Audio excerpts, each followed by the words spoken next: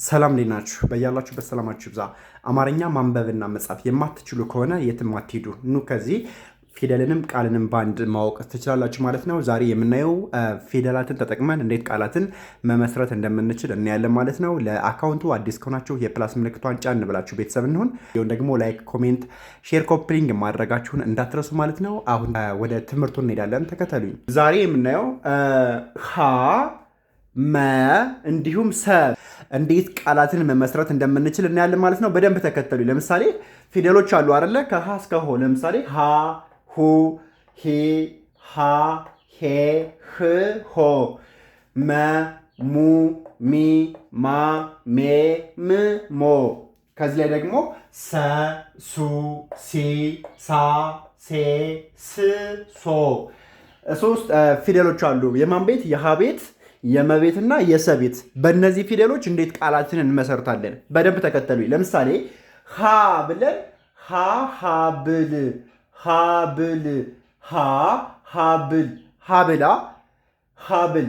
ሁ ሁለት፣ ሁለት።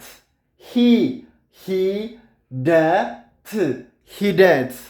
ሃ ኃይል፣ ኃይል። ሄ ሄቨን፣ ሄቨን። ህ ህፃን፣ ህፃን፣ ህፃን። ሆ ሆቴል፣ ሆ ሆቴል። ስለዚህ ሀ ሀብል፣ ሁ ሁለት፣ ሂ ሂደት፣ ሃ ኃይል፣ ሄ ሄቨን፣ ህ ህፃን፣ ሆ ሆቴል። ሀ በምትባሏ ፊደል ወይም በሀ ቤተሰብ ቃላትን መሰረት ነው ማለት ነው። 7 ፊደሎች አሉ፣ 7 ቃላትም አሉ ማለት ነው። እንቀጥል፣ ወደ መ ደግሞ እንሂድ። መ በምትባሏ መነጸር፣ መነጸር። ሙ ሙከራ፣ ሙከራ። ሚ ሚዛን፣ ሚዛን። ማ ማወቅ፣ ማወቅ፣ ማወቅ። እናንተም ባላችሁበት ቦታ ሆናችሁ በኦንላይን እጃችሁ ላይ በሚገኝ ስልክ ብቻ ማንበብና መጻፍ የማትችሉ ከሆነ በኦንላይን ካላችሁበት ቦታ ሆናችሁ እንድትማሩ ዝግጅታችን ጨርሰናል ማለት ነው። በ0953615956 ወይም ባዮ ላይ በሚገኘው ስልክ አናግሩ ማለት ነው። እንቀጥል። ሜ በምትባሏ ደግሞ ሜ ሜትር፣ ሜ ሜትር፣ ሜትር።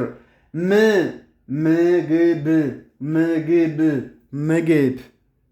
ሞ ሞዴል፣ ሞዴል፣ ሞዴል። ስለዚህ መ መነጸር፣ ሙ ሙከራ፣ ሚ ሚዛን፣ ማ ማወቅ፣ ሜ ሜትር፣ ም ምግብ፣ ሞ ሞዴል፣ ሞዴል። አሁን ደግሞ በሰ ወይም በእሳቱ ሰ ማለት ነው እንመስርት። ሰ ሱ ሲ ሳ ሴ ስ ሶ።